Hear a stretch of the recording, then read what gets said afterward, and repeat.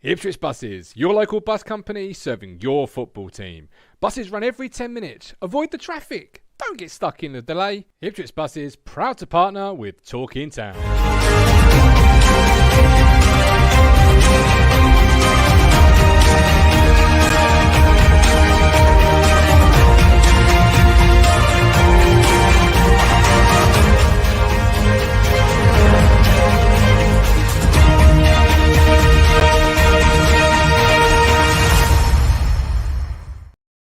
Hello again, my friends, and you are my friends and friends. It is Sunday.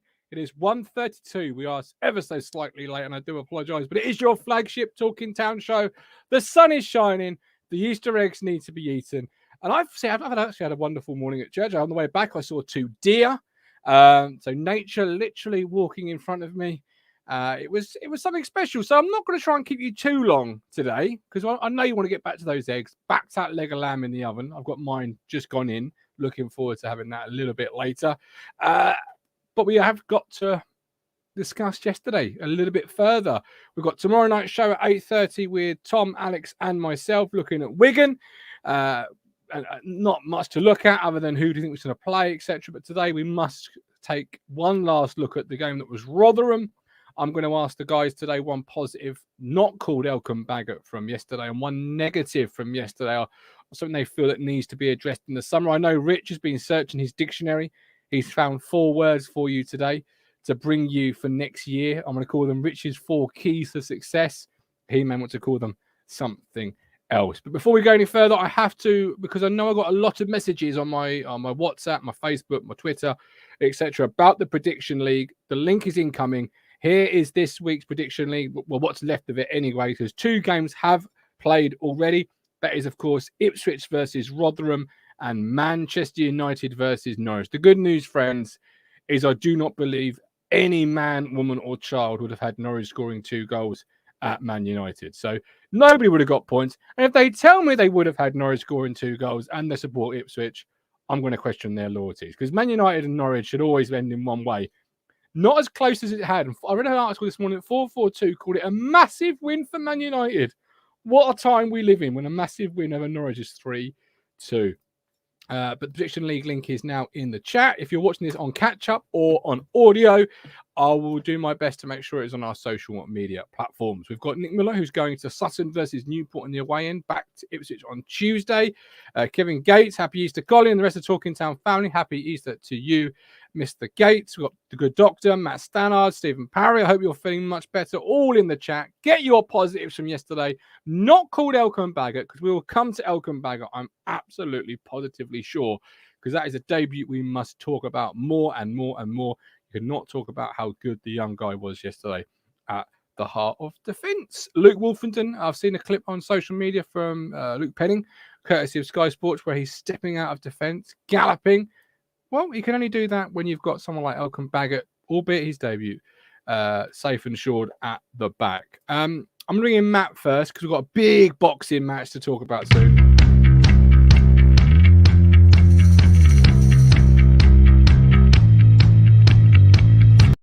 Mr. Phillips, how are you? Hey, happy Easter, everybody. Hope you're all good.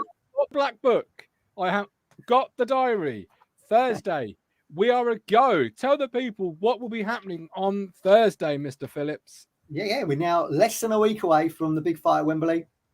World Heavyweight Championship. Fury versus White. 90,000 tickets sold, apparently. Wow. So we'll do a little special for that. I think we could probably put an hour aside for that. Can we, mind? Absolutely, mate. Can't put enough time aside to talk about how the Gypsy King is going to be mopping the floor with Dillian White. Yeah. So that's something to look forward to. A bit lumpy on the old box office. I think it's $24.95 or something. But we'll come to that. Yeah, no stick mentioned, please, Mr. Moss. But $24.90. We must find other means.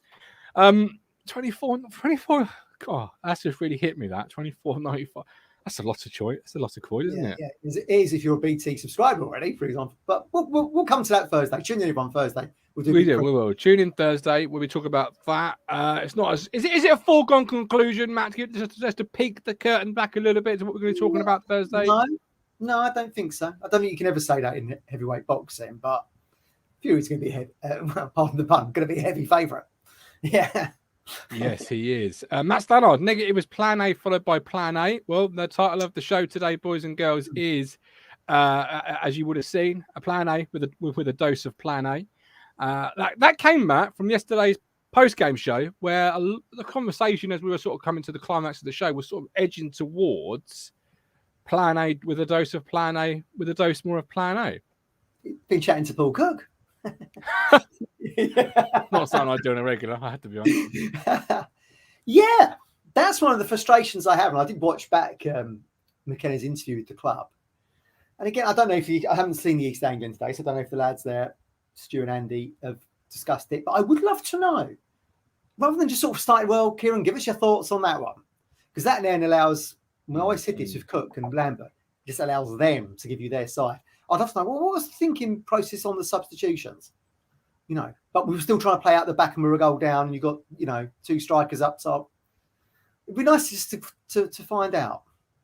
You almost have to approach, in my opinion, the press conferences like you approach speaking to your children after a day at school. Don't give them open-ended questions. Yeah, exactly. You have to give them questions where the answer is either yes or a no, or it's this is this and that is that. Otherwise, you get wishy-washy. And I do think, look, with club channels, okay, it's always going to be kind of propaganda, isn't it? Oh, it was great to see the fantastic travelling fans. You get the same line. I do think McKenna is actually very transparent in what he says. He does very good interviews. I think with Cook, he didn't like being questioned on tips, and you saw that with the Quest interview, where he was actually a very surly character. Perhaps he was more like that. Perhaps he let his mask down there a little bit. Maybe he was like that, more behind the scenes than this kind of like friendly Scouse guy whose voice goes from one range to the other. Do you know what I mean? Perhaps that was more who he was really behind the scenes. We'll never know. But I do feel like if they did ask those questions, I think McKenna, being such a student of the game, being someone who's so into kind of data and analytics and what the opposition are going to do, would probably give you a good answer. But we haven't had those questions, as far as I can see, anyway. Absolutely. Before we puncher in, any chocolate consumed in the Phillips household yet today? Oh, look, chocolate gets consumed by my wife and son 365 all year round. So I'm not actually really a chocolate fan. I have been given some, very nice. But you don't get 4% body fat being a chocolate fan, let's be honest. No, and I'm notorious for actually not eating my eggs until like in the summer. They're still in the fridge. One year, I had one of them little lint bunnies. And I just was like feeling like I need a little bit of a sugar hit. And I went into the fridge. I thought, I've not touched it. Went to pick it up by the ears. It had been eaten by Lizzie and remolded back into the rabbit shape. That's terribly brilliant. That's terribly brilliant. Chocolate addict. Can you believe it? I'm normally like yourself. I can leave them for a while, but today I have cracked open the white Oreo egg. I have to be honest. Just before the show, I thought I need something here. I've had 4 hot cross buns. Well, 2 hot cross buns cut into half. So I've had 4 halves of a hot cross bun this morning already. I like hot cross buns. I'm living my best life, and I'm waiting for the leg of lamb. I have got a Walter the sausage dog from Lizzie from Marks and Spencer's. We have a lot of sausage dogs outside Stan's school. I've always been a funny looking dog. How did that come about? The sausage dog. How did that come around? Just stretch the clay in the mould, you know. Funny little things. You've got lamb for dinner? Is it lamb this afternoon? Well, I think we've got a roast coming, delivery, or we're going out for one. Lizzie has mentioned lamb. Is that the traditional? It is traditional Easter, yeah. Even I thought so. I have it a couple of times a year, but particularly on Easter. Right, before which, Colin Plum, anyone got a stat book on town from 2001? Colin, me about this. Colin, I'm going to message you later. I've got an idea. But yeah, anyone who can help Colin here is turning into the Renegade Stat Man. It's the Renegade Stat Man.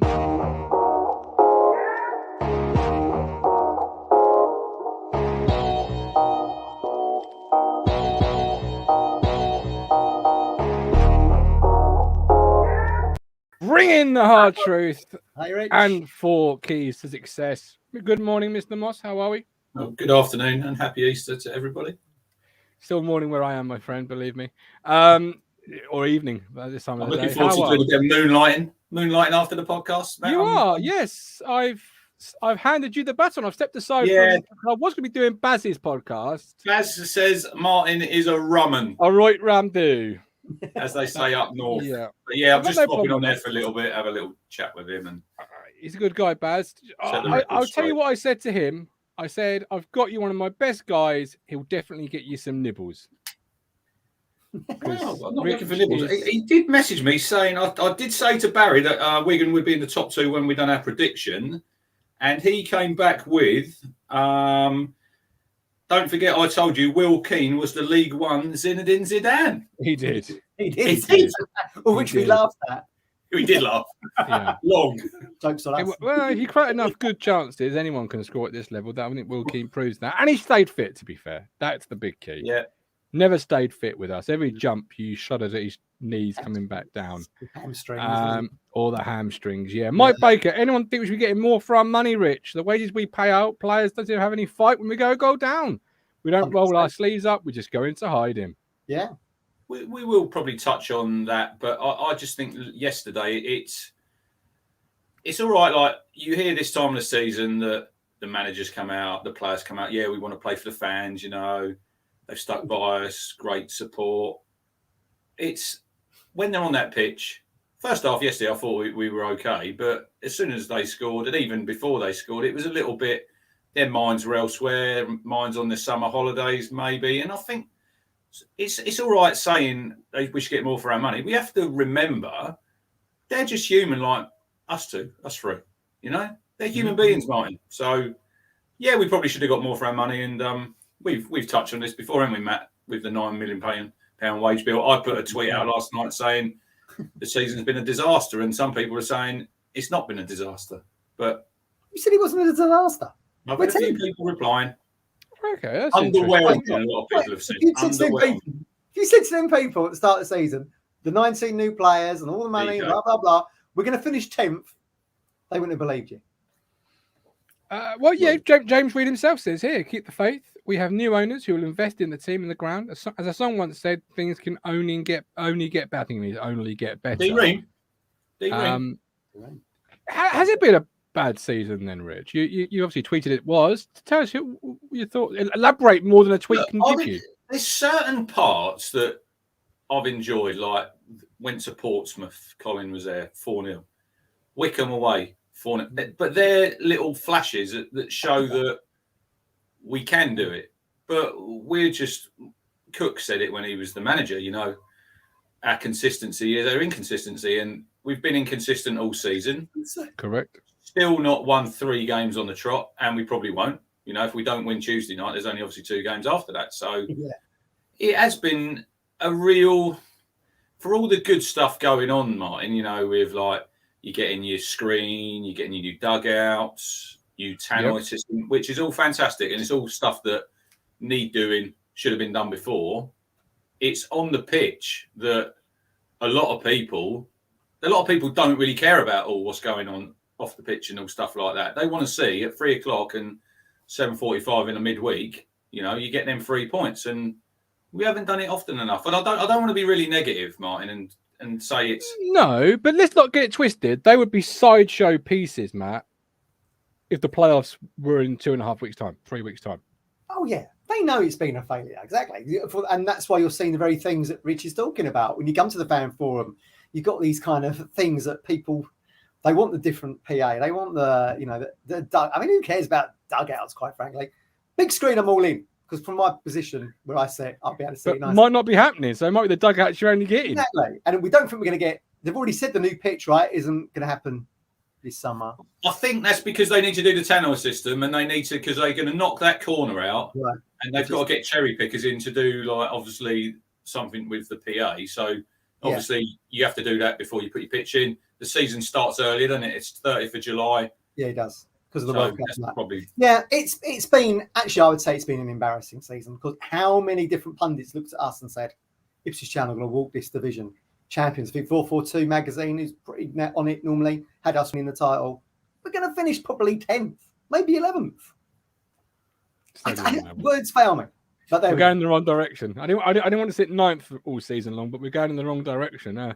Matt Stannard asks, Matt, do you think they look at the wrong analytics? Possession and number of passes seem to have more importance than shots on and off target. We should be expecting the goals in there. No, I mean, again, it comes down to creativity, doesn't it? But not being able to take the chance when we have it. I mean, look, it's quite difficult to create one chance and score from it, as we saw yesterday when Burns put the ball into Norwood. I still feel like McKenna ball is all about taking the lead. I said this yesterday. I think taking the lead and then just sitting back and passing that ball around. And when the opposition haven't got the ball, they can't score. So, but when we go a goal down, it's a different story, isn't it? Especially when it's like, what was it, 20 minutes to go when they scored yesterday? Less than that, maybe? I'd get on board with that, though. But if we peppered the other team's goal, I can't imagine our expected goal ratio, Rich, is off the charts at any point of a game. We sat on this pod last year and we had people binning off Alan Judge and people like that. Now, Sonny Aluko, you look at Sonny Aluko's stats this season, and I don't want to just signal him out. 3 goals, 0 assists. Mm-hmm. What did Alan Judge do yet last season? He probably done better than that. And everybody's wanting to get rid of every single player. And they had to go. I'm not saying they didn't have to, but we can't sit on here and say this season's been a success when we're still 4 points off last season's total, and we might not reach last season's total. And we sat on here and me and you particularly, Matt, hammered Paul Lambert and hammered him. Yet this season, are we going to give everyone a free ride? Oh, it's all right. We finished 10th. You know, things are improving. You know, we're getting we're getting the screen. No free rides. No. I mean, look, for everything we love about McKenna, you know, and he's learning on the job.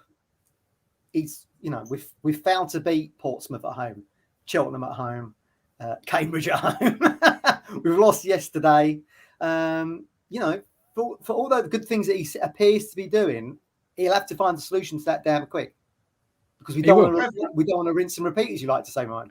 Trevor Amos says in the chat there about settling for we shouldn't settle for mid-table. Of course we shouldn't.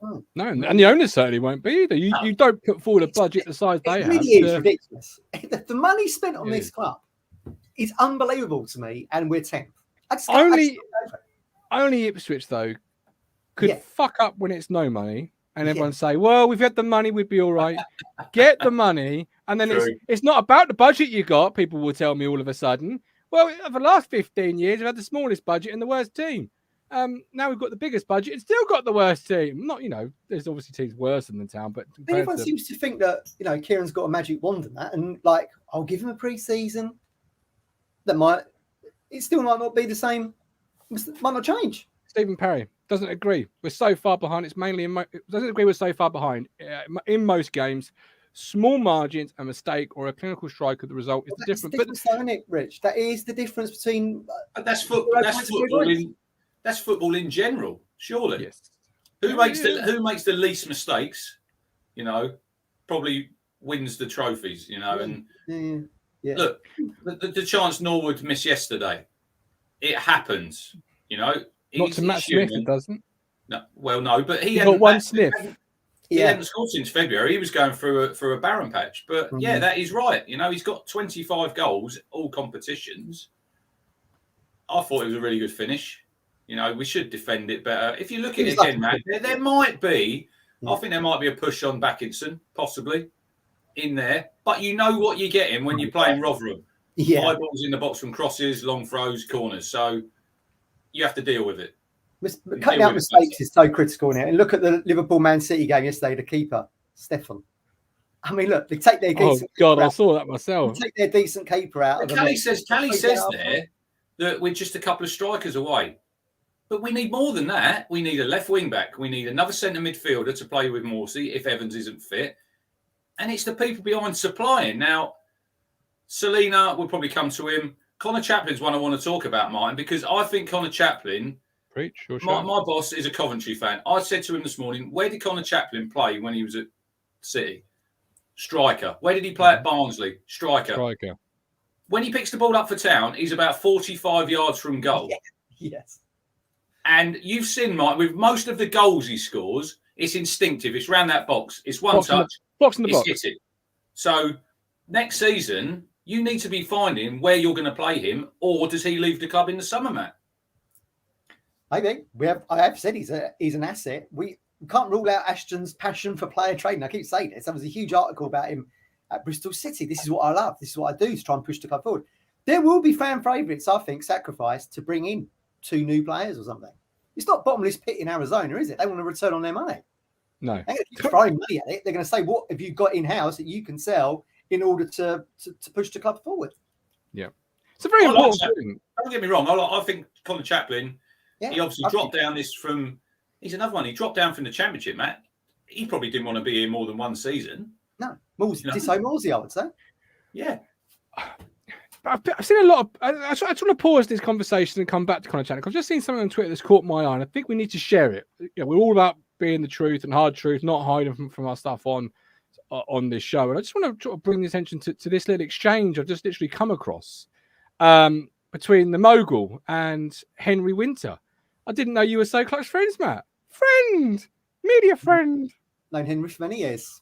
Talk us through this, because many people would die for a little interaction like this one. So you post great interview Henry, and he replies like he's known you for... How long have you known Henry? 10 years. Matt.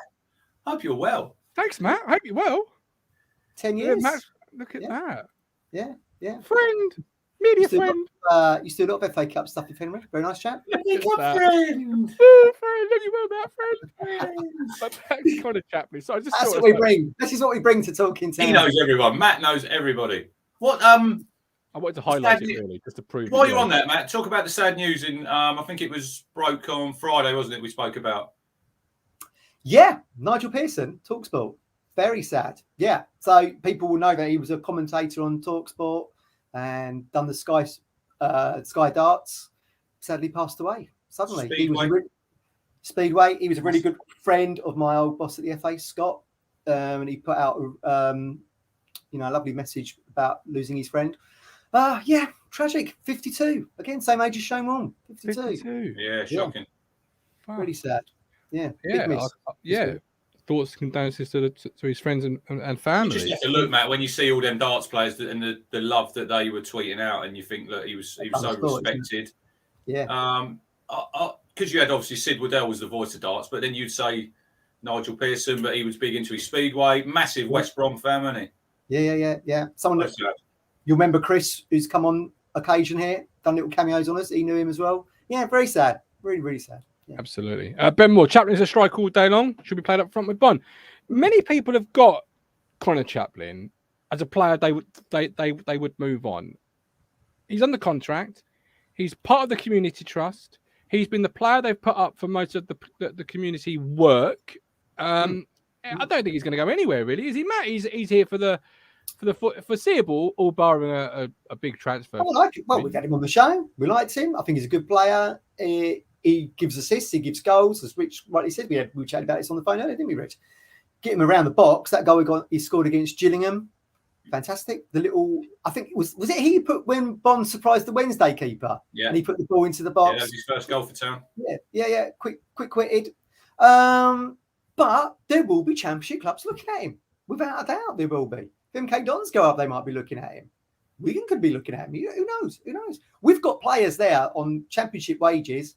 They could be sacrificed to bring in other players. But you don't put players up for the level of community work that they've done with Conor without having the long-term vision of him being a part of the football team. So is he a player you should build around, in fact? Because I think a major issue we've got, Rich, one of two I want to bring to the show today, one of them is pace. We don't have enough pace within our ranks still. It's something that Ipswich Town has always struggled with. Great, yeah. But but Burns is a player that gets the ball, beats the fullback, will give a defender fits.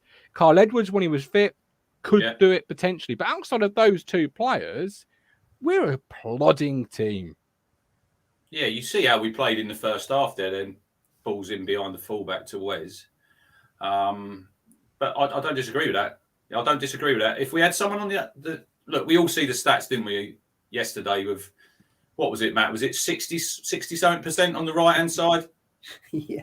Shows how imbalanced we are. I think we've said this on here before, and it doesn't need a genius, if you're watching Town, to know where our strengths are and our weaknesses are. And, one of our weaknesses is pace. So how do you fix that? Because, in my opinion, Rich, you ain't fixing that by re-signing Bersant Salina and Sonny Aluko, because that's just saying we're happy with what we've currently got, and what we've currently got, in my opinion, is not good enough. Forget the name tag, the value, it ain't working. Well, Matt said it yesterday. I think it was in the full-time show where you said the way we set up is it's to get that first goal, Matt, and then it's to keep the ball, isn't it?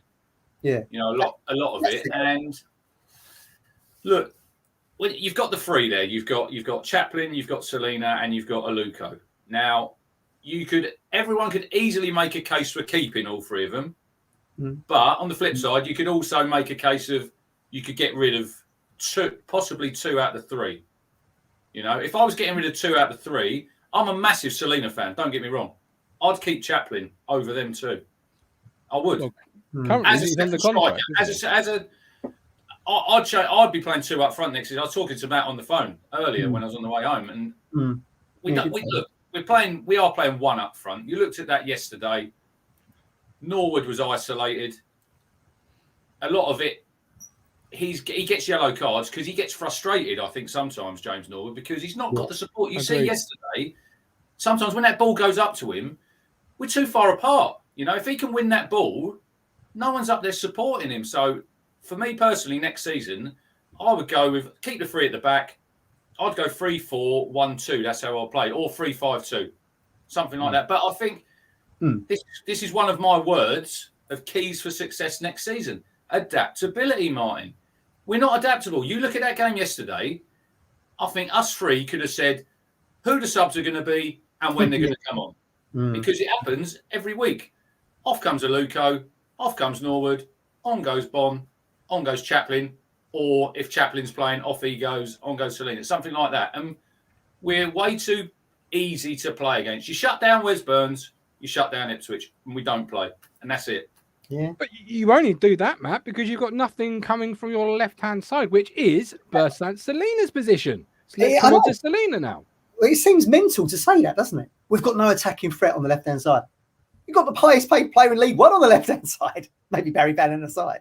So it doesn't really make any sense to me that we've got that threat. And I don't think Carl Edwards would be the answer either, because at least Wes Burns can put a decent cross in. I mean, for all of his endeavour that Edwards brings to the table in his appearances we saw, couldn't actually cross the ball in, could it? Wasn't. No. And Chris did say that was one of his weak options. He has to get on his, he plays on the left. He has to get onto his right. Just had a really interesting message. I won't say it's from, saying it seems that Ipswich targets for the summer will be exactly the same as though we had been promoted.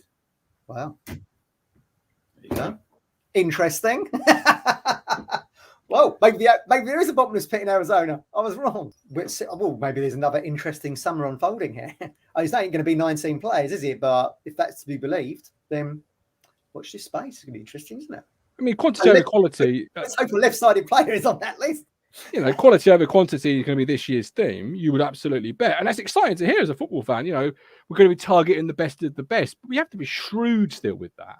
We saw under Marcus Evans. Yeah. How going in and expecting to sign players for large money will buy you the success it should come with. It doesn't always work like that. Football's not that type of sport. Well, they're certainly going to buy quality over quantity this time. I think everyone agreed, even though we was excited as supporters because we're not making the decisions or rubber stamping paperwork, we was excited by who's the new signing today. It was like one a day, wasn't it? Over like a 2-week process. I do think they'll trim, as we mentioned yesterday, I do think they'll trim the squad up. I think you're going to lose. They have to. They have to. People that is sort of just treading water at town, probably taking a decent wage. Tom Carroll, for me, being epitome of that. But I think they'll buy quality over quantity. I mean, I know, Rich, you've got a little list, haven't you, of players that could be targeted. But yeah, I think McKenna wants a small squad. But as Stephen says in the thing now, and you've said it before, Martin, when you're playing one up front, it's very difficult to attract new strikers to the club, isn't it? Because one of you is going to be sitting on the bench. And no one really wants that. They want to be playing week in, week out. I do wonder if we will see different personnel will, he's just playing the pieces he's got at the moment. New personnel might mean different formations, a 3-5-2. Not a million miles away from what we're doing now, really, is it? No. It's difficult, Rich, because I'm a big believer if you put a system, a philosophy, the way of playing into place, and then you find what you need to fit it. And if this is how you're going to do it, it's how you're going to do it. Because you've not got a lack of strikers at the football club currently to implement that 2 up front system. We saw under Cook, if you're open, and Kenner very much is with the fans, and say, look, this is how I play. I perhaps haven't got the horses for the race, but this is how I play. Fans are very receptive to it. Yeah. So suddenly go, well, I had James Norwood, Joe Piggott, Jackson when he was fit, Macaulay Bonne, 4 strikers. I wanted to play 2 up front, but persisted with 1 for a large part. I'm not sure how I sit with that, because have a philosophy and stick with it, believe in it. But does that say that he doesn't rate Joe Pigott or Macaulay Bonne? Because he's not playing them, is he? No, he's not. You know, and as like I say, Chaplin, he could try Chaplin up front with Norwood. You know, like I said, Matt. Like I said yesterday, I keep using the golf analogy. We need different clubs in our bag to get out of this league. It's not all about. Yeah. Look, Joe Pigott, we have spoken about him, and we've spoken about him on this platform, Martin. And I know he's under contract.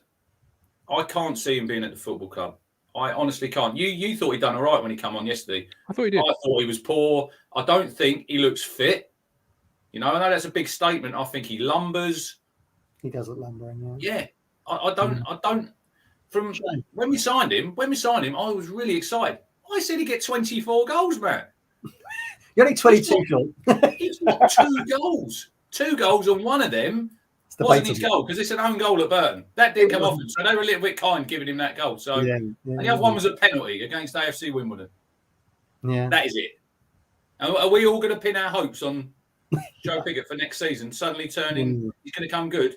They could take a punt on him, couldn't they? Because he was out of contract, I suppose, and he probably wasn't on massive wages. A little increase there to come to Portman Road. It always felt one funny one, that one. We did debate it at the start of the season, and I said, I hope you don't turn into like a Sam Parkin-esque style signing. Unfortunately, it has. But I think he could be a make weight for someone to come in like I don't know, I would say a Cole Stockton, who's had a good season. See, he's an interesting one, Stockton, because the only thing that puts me off him is him turning into a Joe Pigott. I spoke to you earlier. I said about him. Yeah.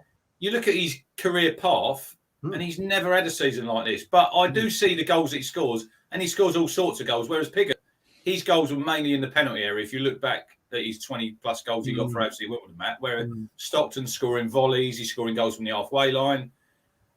But it worries me a little bit that Joe Pigott played at AFC Wimbledon. No disrespect to them. They're nowhere near the size of club that Town are. Cole Stockton plays at Morecambe, you know, and they're probably going to stay in the league. They've had a couple of they had a good win at Charlton on Easter Friday. They're probably going to stay in the league. But to go from playing in front of 4,000 to playing in front of 25,000 every other week, you know, it comes that expectation that you have to deliver. And this is another one when I say on my list of keys for next season, mental toughness, Martin. This is what we've got to have. And I don't think we've got it at the minute, because you see the games we have at home. Cambridge, 26,000 turn up at the Cambridge game. And as Colin would say, it's between the ears. They're talented footballers, all of these ones we've got in the squad, Matt. We can't say they're not. You know, they're playing at a decent level. But have they got that mental toughness that I think I said it last week. You know, you're playing in front of 25,000 every other week. Next season becomes the expectation. You know, 10th at the minute. I don't think if we're sitting here this time next season and we're 10th, we're going to be all jolly and laughing along, because we're going to be very angry. Well, we certainly won't be, you know, if we're going to be shelling out a lot of money. Season tickets will probably be up on last season. Yeah. Why? Because they see Kieran's done really well since he's been here. The expectation's grown. So whoever he signs, they've got to have that mental toughness, and the players they've got there at the minute, they can't go hiding. They can't go hiding in games. And that's another one. If you look at that game yesterday, other than Sam Morsey on that pitch, where was the leaders? I know you've got no Edmondson. You've got no Burgess. They're probably 2 big voices, I'd say, in that dressing room and on the pitch. You didn't have them, but where are your other leaders, Mike? No, I see Norwood as being a bit of a leader. He's certainly vocal in the refs here, isn't he? I like to think he's just as vocal with his teammates.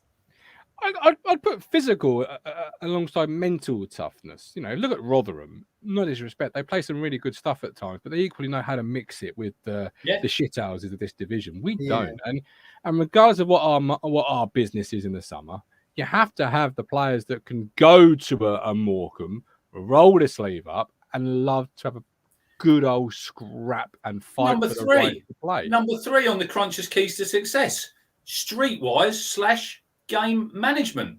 Now, look at what happened in that game yesterday. In the last 10 minutes, they scored the goal. The goalkeeper's injured. The centre half's injured. They're all having a drink on the sidelines. Yeah, the 10 minutes of injury time. How many times have we seen, Martin, this season? And Matt, we've had 6-7 minutes. There's no flow to the game. We can get no head of steam up, and the game just peters out. Now, I never ever see Town doing that when we're winning. I don't see us going down. Maybe I'm a bit blinkered, but does everyone in the chat want us to be nice and play nice football? Or do they really want to get out of this fucking league? Because I'm sick and tired of it. We've got to wise up. I want to go to places like Morecambe and be the biggest shit ass known to man. I don't care if I've got to kick every player off the pitch. I want 3 points and a 1-0 win. I don't want to be like yesterday. It was all great to hear, Matt. Ipswich play the right way. They got this, they got that. Yeah, I'm facing Shrewsbury and Morecambe next year. Rotherham at the prospect of facing... I mean, I'm fucking finished with it, mate. Do you know what I mean? I'm finished. I'm finished with being the nice team. One tour for 1 year. Fourth year. That's Rotherham's mantra. They come down here just to restock, it seems. Yeah, I mean, look at Paul Warnock. He's probably going to be kind of like the Neil Warnock for me, I think. He knows Warnock's like USP, wasn't it? Unique selling point was the fact he knew how to get clubs promoted. And Wall knows how to do that with Rotherham and what style of play is required for League One. And Kieran, for all his fantastic CV and the rubbing of the shoulders of Mourinho and Pochettino, etc., and Ole Gunnar Solskjaer, he's still learning on the job. He's right at the start of his managerial career, and he started becoming a manager in December. What was his phrase? What was Warnock's phrase, Martin? In that video, what does he say? You've got to want to die to get 3 points. There you go. And it's true. You have got to want to die to get 3 points. You are going into battle for 90 minutes. I do feel like probably, if you actually watch McKenna's interview yesterday, and he seems pretty pissed off, and he seems quite reserved because he seems quite an introverted character with the cameras. I actually think probably he's quite snarly. I didn't think this of him when he first arrived. I actually wonder if he's a bit of a growler in the dressing room. He could well be. They did say that about, I can't remember where it was the other week, and Martin Pertz he plays the nice guy, and McKenna, I think sometimes, I don't think he's as nice as you think he is on the touchline. I think he's probably some fire. I think he can tear a strip off you, Matt. Yeah, I wouldn't want to cross him, that's for sure. He was cool. Do you remember when he arrived, people said, he's a bit like a school teacher. I think he could probably dish a bollocking at half time if he needs to. I didn't think that at first. Saying about bollockins, I think Paul Warne obviously got into them at half time yesterday. What was that weird kind of microphone Paul Warne was wearing here? Did you see it? Like a big... Yeah, the very big furry one. Yeah, what was that about? Don't know what that was about. Don't know. Perhaps he's got someone in the stand he was talking to, maybe. I don't know. Yeah. But he's a good manager. I always thought he'd be good for us, but of course he's a Norwich fan, really, isn't he? So there's extra incentive for him to get 3 points over us and bugger us up. Yeah, I was desperate to get beaten just for that reason alone. George Hug asked, if you had to pick a striker to come here, who would it be? Oh, you already got your man, haven't you? Last 2 weeks. Andy Vyman. The Ashton connection is there, absolutely. I told you, these are the players. I've got a list. I'll give my list now. That's a nice little segue. 4 players that will make a massive difference to our team. So Andy Vyman's my striker. Attacking midfielder. Everyone might laugh and say, you've got no chance of getting these people. Sammy Smodics from Peterborough. Should have signed him when he was at Cole U on our doorstep. Yeah. Central midfielder is Cameron Brannigan from Oxford.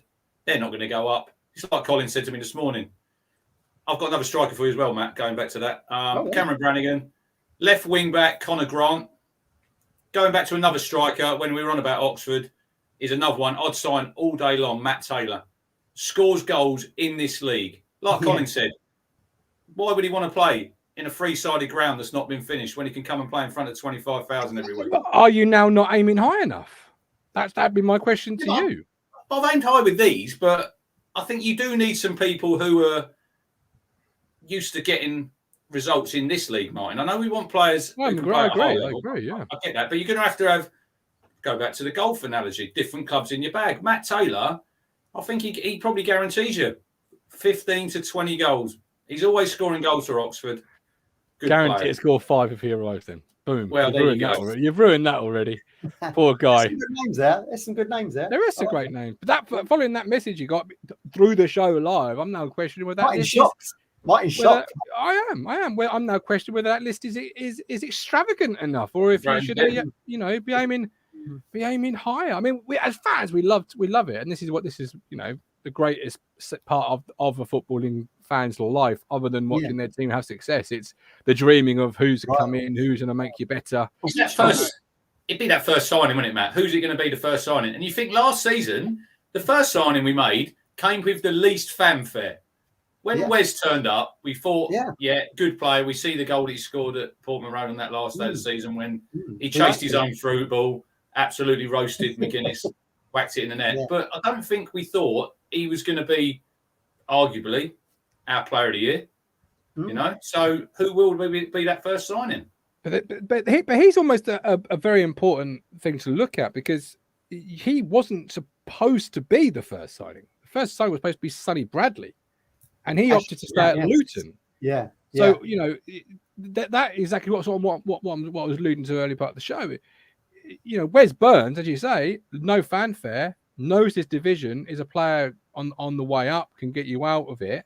Sonny Bradley opted to stay. So while you're fishing in that as if we've been promoted pond, are Luton, so are Coventry, who actually are in the league above you. So while money talks and bullshit does walk, so does ambition. And when you're looking Coventry at wanted Wes Burns. Coventry wanted Burns before Town, and we got him. So that they're on the verge of the playoffs. So, and they are on the verge of the playoffs. They are only a couple of points. I saw on the paper this morning. Trevor Amos making a good point there about Troy Parrott. I think he was in McKenna's Spurs development squad. I watched him last night, Matt. Looked totally different player. Yeah, of course he did. Yeah, it's obvious that. He's got Scott Twine feeding him, not Alan Judge. Did you see his goal last night, mine, Twine? I've heard a lot about it. I haven't seen it. If you want, if you watch that goal, but watch Barry Bannon's goal. You've seen it, haven't you, Matt? Yeah, I've seen it. Yeah. Oh my lord! Me and Rich were staying on the phone. We could do Sheffield Wednesday getting out of this division. Yeah, get them out of this league. We don't want them next season.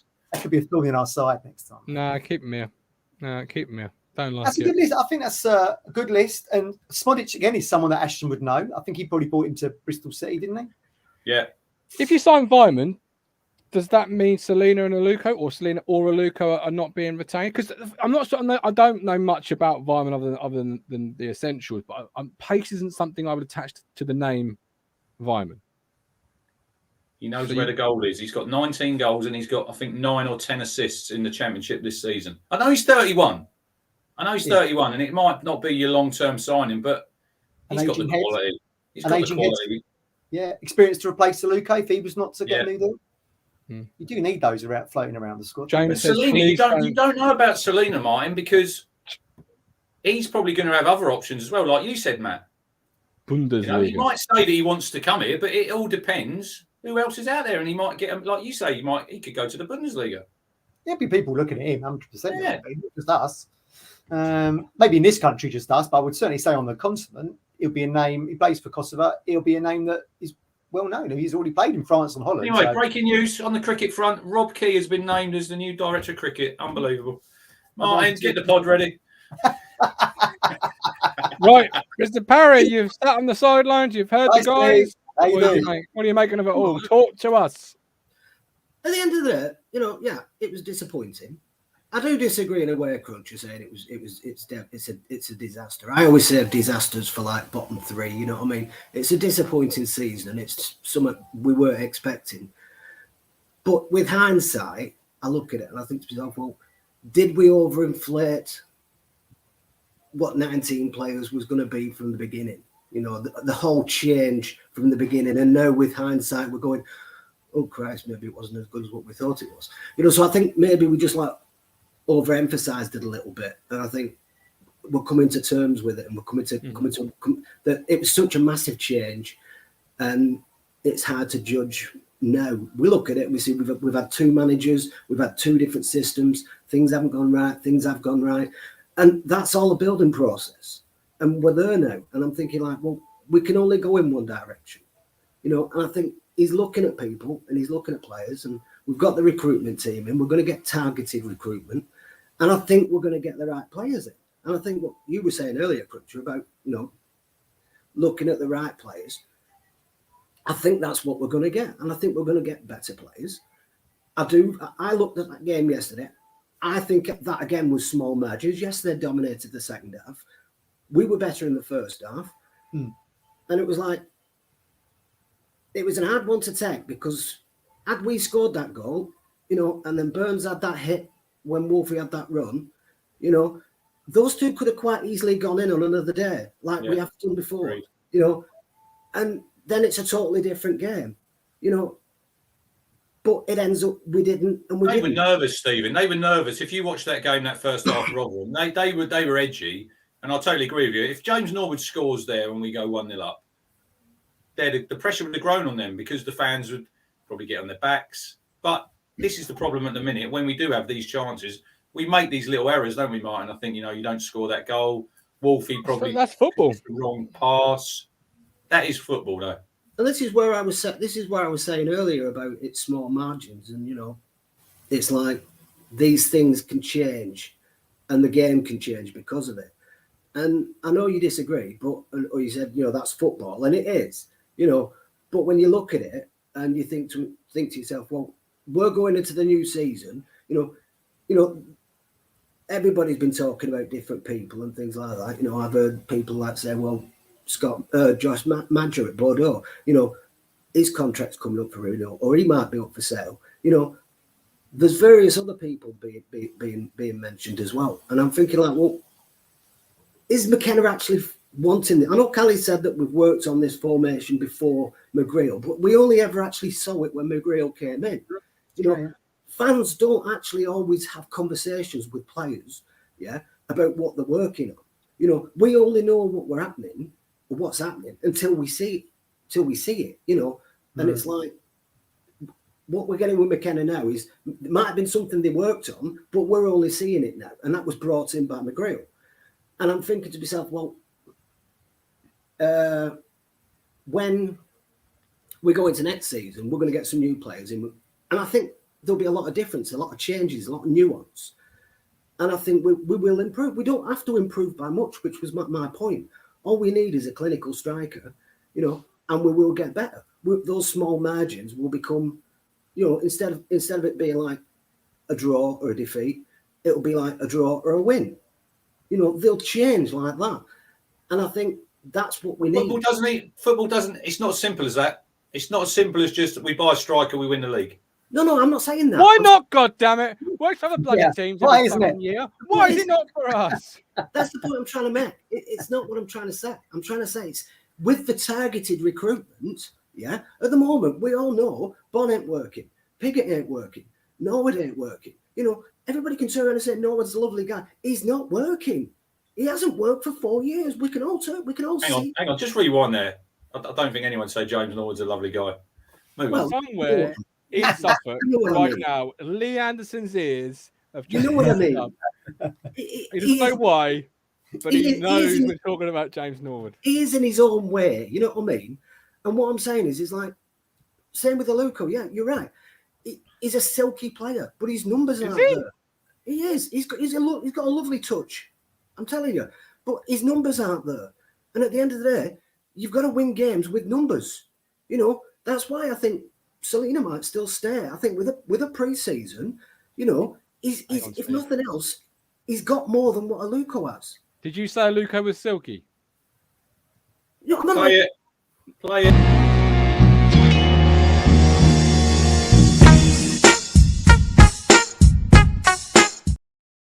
Got to say about the wins this year. You know what I mean? He controls the ball well, you know what I mean? But he doesn't offer the numbers where Selena and Chaplin do. Now, I do think Chaplin might. We could do anything. We could go next season and go into a 3-4-3, or as Crunch said, a 3-4-1-2. We could do anything. We just don't know. And like that's all I'm trying to say. I think with a few changes, subtle changes, not big ones, not humongous 19 signings. No, but quality over quantity, right? 5, 6, or 7 good quality players. Right. Got a question for you, Free. How many times did Sonny Aluko touch the ball in 66 minutes yesterday? I could cheat and have a look, but I'm not. So 40 says Stephen Parry. Higher or lower from the Mogul? I'm going to go lower. I'm going to go 29. Where you going, Martin? 60. I don't know. 22 times. Do I win? You do. Is that good or is that bad? Ben Morse put 4. Put some context on that. 4. How many times did Matt Smith touch the ball yesterday? He's a striker. He done his job. Put the ball in the goal. Yeah, he did touch it once, didn't he? But that's my point. You know, at the end of the day, it's all well and good, you know, saying, well, you know, we're not doing this, we're not doing that. Yeah, we're not doing this, we're not doing that. You know, and we can see we're not doing this, we're not doing that. You know, and we can all sit there and say, well, we're not the best side in the league. Well, patently, we're not the best side in the league because we're not. We are. Yeah, we've got the best players. We've got the best players. We're just not the best team, and that's a massive difference. You know, yes. And that's what people need to, you know, people need to adjust. We've got to go from being the best players to the best team, and that just needs a little bit more. Sorry, Matt Smith's his brother. I meant I've Michael. got another name. Matt Smith. That's Doctor Who, isn't it? It was, but also He plays for Salford. He plays for Salford at the minute. Matt Smith, Michael Smith, Sam Smith, whoever. It's Mr. Smith. Cameron, Christian Burgess, the Burgess family. But I do see some interesting faces coming into the summer. Who do you want, Stu? Who do you want? Don't say Alex Gilliard. But no, I must say, I am quite tempted with that Josh Magic because if Bordeaux he's magic. If Bordeaux's interested in letting him go, and there's rumours that, you know, we are looking continental as well, you know, he was okay. I want someone who's proven, Stephen. I don't want someone who. I tell you what, Sunderland are taking back now. Can I ask you something? Because you say about proven there, Ollie R from yesterday who played. Hang on, go on. You can say it. Oliver Rathbone, who played for Rotherham yesterday. Mr. Rathbone, now. Mr. Rathbone of 272-112. Who answered their phone by the way, still? Because I was always brought up to answer your phone. Hello, Felix, though. Like, well, they know they're phoning. They've dialed the number. But anyway. Repeat it for. But anyway, he came from Rochdale. This time last year, you probably would have said, not proven. But arguably, the best midfielder on that pitch yesterday was Mr. Oliver Rathbone. We did say when he played in that 0-0 game when we all fell asleep, Matt, that he was very, very good. And at Pullman Road. Thing is, though, when you look at people like that, and yeah, I agree with Sammy Smadic and people like that, you know. But at the end of the day, it's also you've got to look at it and think to yourself, well, what does Kieran McKenna actually want? What is it? What we actually going to be doing? You know, well, that's correct. You're right to say that. Actually, in the interview he did yesterday, he does say, "I have no idea of how we're going to address some of these." I'm paraphrasing it. And a lot of the things like set pieces and things like that, they're all going to be worked on. It, you know, he might be looking for a specialist set piece taker, you know, and all these things. You know, Scott's one. There's a lot of things. Did you see the stat, Stephen? Did you see the stat about the number of corners we've had? Yeah. What was it? 231 or something? 231. Yeah. Not a contract. Not a contract. Fucking Kev Sherwood putting Pookie out of contract. Just as I was about to put the bloody clanger in there. Oh, that's a good one. We had that in the week. Pookie, would you sign Pookie? Oh, would I? Fuck. No chance. Oh, I would. No. So would I. Yesterday. Scored yesterday, didn't it? Can't do it. Can't do it to myself. Can't do it. At the end of the day, there's certain people who think like, well, we can't have Norwich players. Well, if they get us up, I don't give a shit. Yeah, but you know what would happen. The fisherman's typing as you speak there, Stephen. I can hear his phone. Is it Felix though? Team Pookie knows where the goal is playing that side of the A140 divide. You crosses that divide, I guarantee he'll lose his boots. Like, he won't know where the goal is. Yeah, I know everybody says that, but the top and bottom of it is, yeah, if it works, doesn't it? Does it matter how it works? Name me one player that's gone from that side of the A140 to this side and it's worked. And Ian Crooks, you can't say Crooks. John Dean, yeah, obviously Deportivo La Coruña. Not many have made it though, have they? Really? No. Andy Marshall, Ben would say. Not many transfers between the two. No, but there's not many come this way, have there? No, you know what I mean? no. Was it Ian Crook, the fella that signed? He was going to sign Ian Crook. He was pictured with a scarf, and then Mike Walker turned. I think he went back. Did he go back to Norwich, Matt? Yeah. Great. They cancelled it because the Premier League hadn't registered it. That's my problem. You know, I think at the end of the day, we just need to dial it. BTEC Shefki Kutchi, says Callie Bisler. That's brilliant. Well, Steve, I've got to bring Colin on. No worries. I just want to say thanks. I'm feeling better, and thanks everyone. But you know, at the end of the day, I think there's more to be viewed from this side, and I think in time we will be better.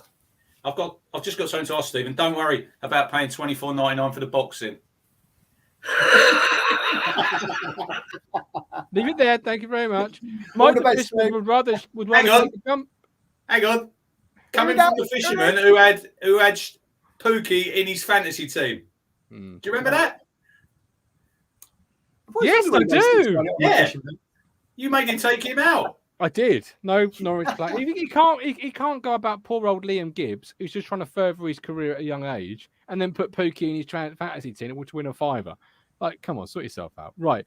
Talking to Scott Twine before I bring the goat on, who, by the way, for those at home, me and Rich were chewing the fat after yesterday's show, and he was still trying to get on. Bless him. He kept popping up to the bottom of the screen, then popping off. Don't worry. Molly wasn't chewing fat. He was chewing his ham rolls.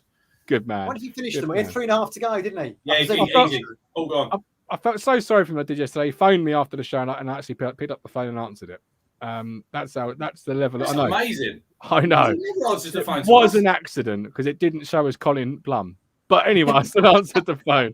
I'm joking, Carl. I love you, really. Scott Twine, if MK Dons do stay down and we are fishing in the pond that your message that you received tells you we are, is he as out of reach as you think? Right. How much would I had this conversation with Matt? How much would he go for? Well, now I would break my record for him. Forget the governance. I would break my record for him. What would you think he's worth? Because if you midfielders from League One, the highest one transfer fee paid was Dele Alli, 5 million when he went to Spurs. James Maddison, when he went from Coventry to Norwich, was only 2.5 million, Martin. So what, 3 million? 3.5 million? I'd say 3 million with add-ons. Yeah. Now, if you're telling me that's where we're breaking the bank, I'm on board. I'm excited. That gets me, Oh, hang on. I told everyone last summer. Up in the morning. Come on, Mark Ashton. Why were you not watching this show last summer? Because if you listened to me, we'd have had Scott Twine and he'd have been banging goals in. It'd be assists for fun. 28 goals. When you've got a bloke like Scott Twine up front, you jump out of bed in the morning. You literally want to get to the ground as quick as you can because you know something's going to be happening. James Cullen, 8 million. 8 million. What? if he's a Cambridge fan, he probably rates Joe Ironside at like. Yeah, how much? James, how much for Ironside? 12 million. I tell you what, he played well again yesterday against Wigan. Let's not knock him. Great victory. Yeah, 3 million plus add-ons, Martin. I would say. What about you, Matt? Yeah, no, I would totally agree with that. But with Scott Twine and MK stay down, they're going to be clubs from the Championship. So it's whether or not we're competing with those. Swansea. What about Swansea? I'd say Swansea will be in the mix because Russell Martin, because he signed him there, and I think he'd fit in the way they play football. Absolutely. Yeah. He's going to be looking at. Look, we can match Championship clubs to wages, okay? Status, we can't. And Swansea, who are currently boring Swansea, 58 points, sitting in 14th. No one wants to go to Swansea. Not even Swansea fans. Flynn did.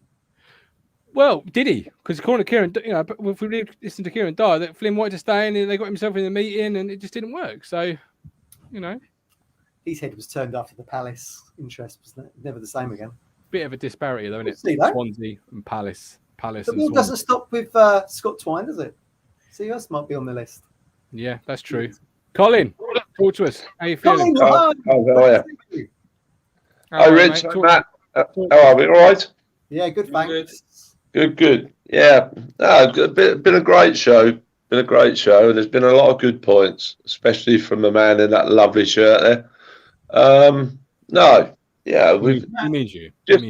I totally agree. I'm trying to go back to the start of the show, when I can't remember who said about, we've got to finish it. We've got to finish this season on some kind of positive. That goes without saying, I think. On Tuesday night, like Rich and me was saying the other day, I mean, that's a game that we can't really afford to lose. I mean, they've had quite a shocking result yesterday, really, I think, against Cambridge. And, they'll come down. I mean, they're obviously going to be gunning for the win, because obviously they've dropped 3 points yesterday. So I think maybe that might give us more than a bit of a chance on Tuesday. They could get promoted Tuesday night if results go their way. That'll be a great game. And like we said before, you know, about Baggett. You know, I totally agree with everybody what they've said. In as much as, you know, and especially what he said earlier, I'd start him all day long on Tuesday. I really, really would. He, you know, they're gonna be like Rotherham were really in the first half yesterday. They're going to be a little bit edgy, you know.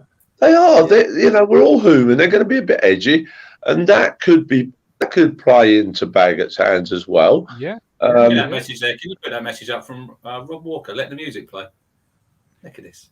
Better than Rich, most. in my opinion, better than most pundits. I'll pay you later, Rob. You do pay, pal.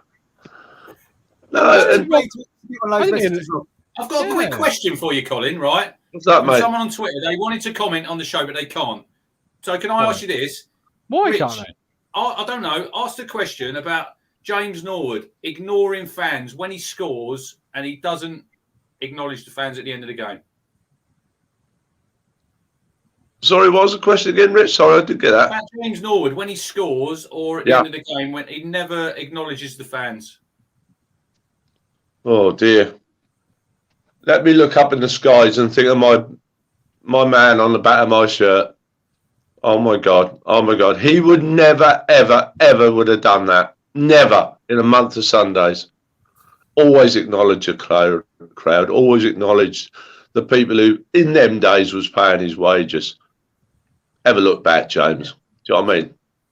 Look at a person who played at the highest level, scored goals for fun, but still acknowledged. Played for England 35 times, still acknowledged, always acknowledged. I think that's your answer. Trevor makes a good point there. Baggett reminds me of a young Terry Butcher. What do you think, Colin? I'll tell you what, I was Calm down. I knew somebody was going to ask me something about Baggett, and I'm glad you have, Matt, because it's been rolling over in my head today who I would compare him to. Here we go in the to everybody's laughter as I go back. I'd never ever compare him to Terry. I wouldn't compare him to Kevin. As a youngster, I think I'd probably compare him to somebody like, at his age, probably somebody like maybe a very, very young Ian Cranston at this stage. Okay. Somebody like that at the moment.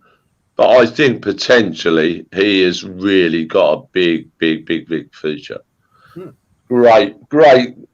Look, him and Wolfie, I'm glad they're playing beside each other because I'm sure Wolfie, obviously in training and that, has had a lot of influence on him. Very, very similar in their persona on the pitch. Very, very similar in how they conduct themselves, totally, really.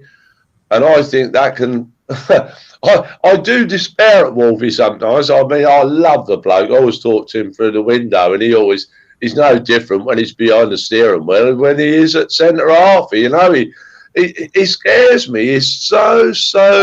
Hopefully, when he comes to a roundabout, he makes the right decision, unlike that ball when he played it in yesterday. He's got to play Morsey in. Morsey's the right option now. Sam Morsey, edge of the area, cut it back. I think Selena's there. If Selena stands still, I think he cuts it. I think he should have had a shot because if you look at it, mine on the replay, when he comes into the penalty area, you think the defender's going to go to him, then the defender backs off and it opens up, and I think you've run that far. Hit it. Have a shot. I'll tell you what, Gav. He did a very, very, very similar run at Shrewsbury, if you remember. He did. Very similar run. And, you know...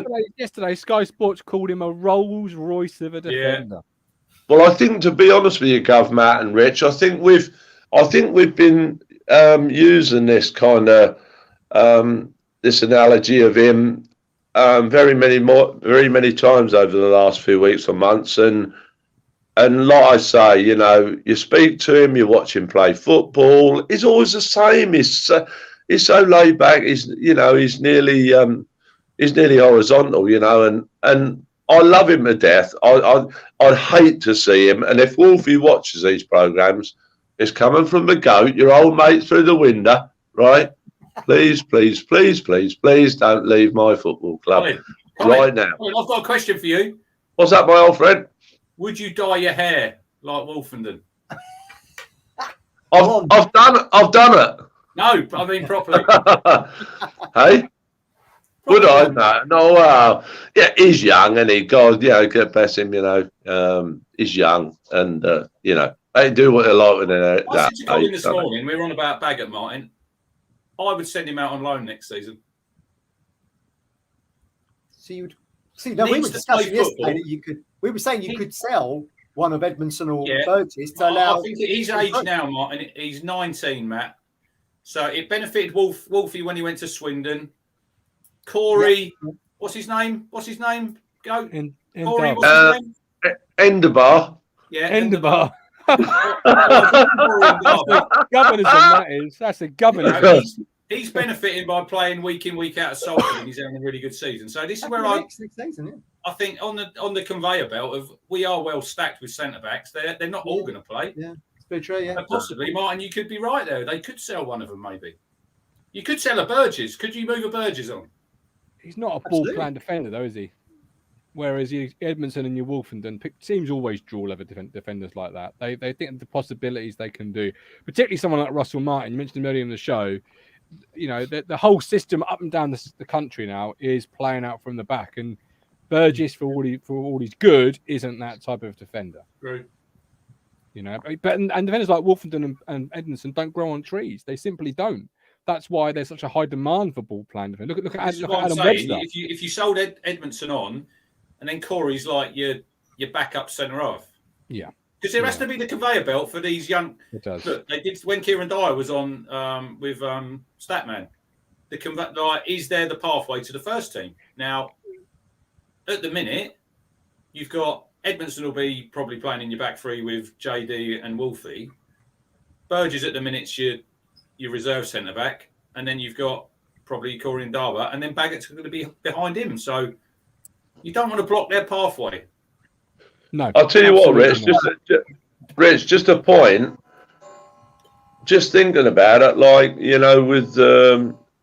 with the young defenders coming through at the moment, and also the people like Kieran's spoken about, like people like Cameron Humphreys and whatever.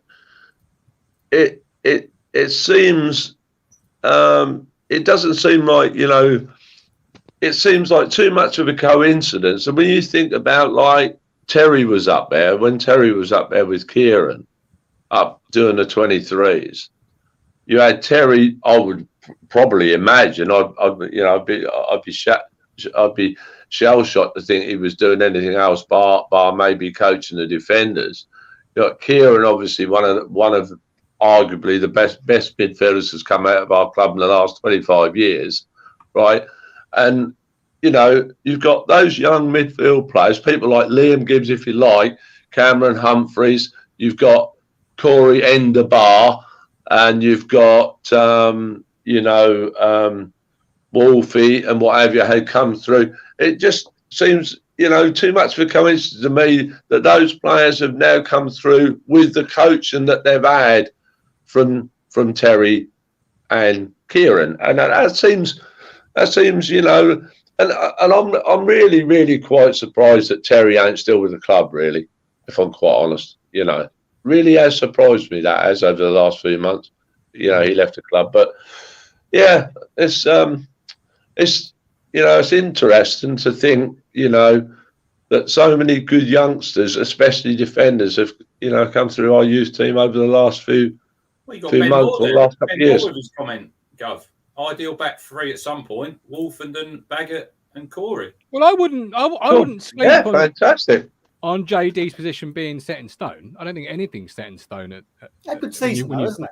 He's had a really good but when you finish anything below sixth place, I don't think anything is concrete. Good season, Matt. But I was talking to Colin earlier, and you'll probably agree with this, Gov. You said this before.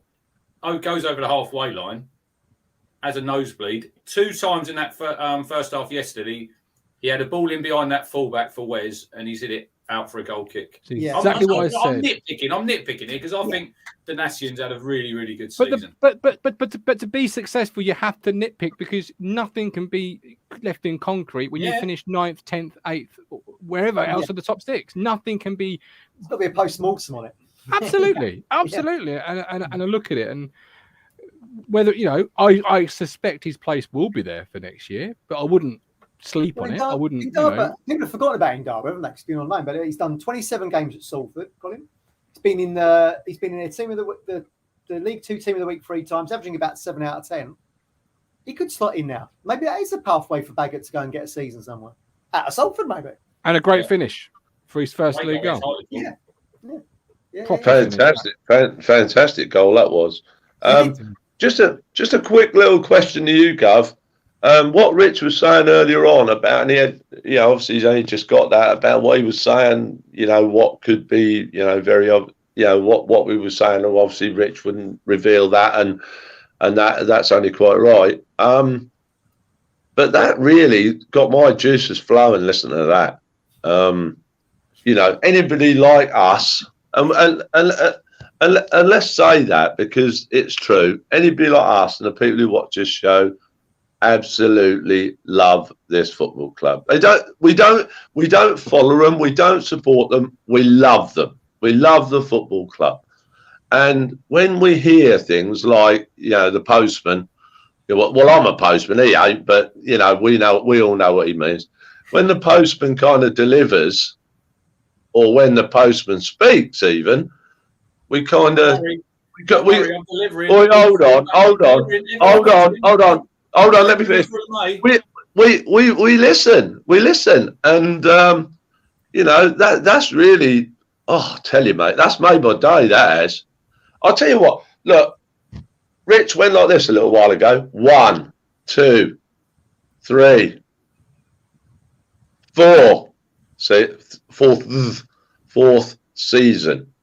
I mean, that is just not good enough. And like I said to Chris, who I sat next to on the coach yesterday, we cannot, any of us, we cannot be having, well, we won't be having this conversation about Kieran in 10th next season because he'll be gone.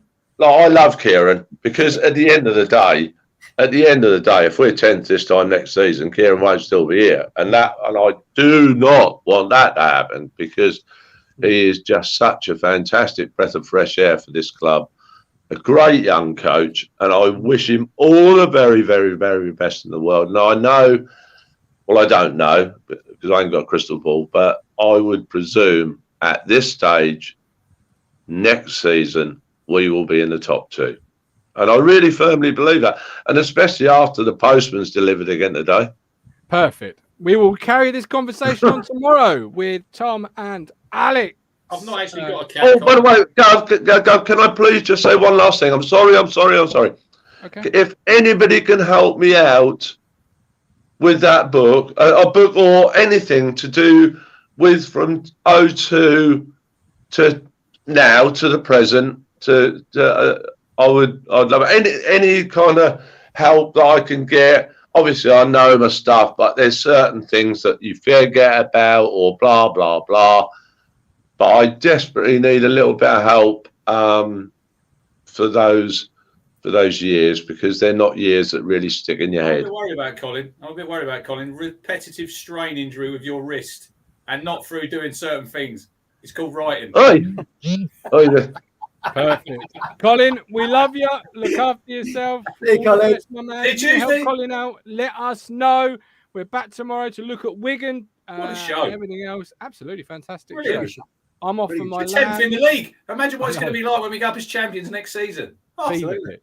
Off the charts. Fever pitch. Right. Anything else before we go, gentlemen? Is that it? My goat today is white chocolate. Get in the bin. Nice, lovely stuff. I'm off to eat more of that and lamb. I will see you all tomorrow at 8:30. F1 show from 7:15. There'll be a cricket show, it sounds like, at some point as well. I'm off to see Barry. Big old Bazza. Send our love. We're on a journey, looking back on the things that we've taken for granted, but feels like we're learning to be better without what's been holding us back.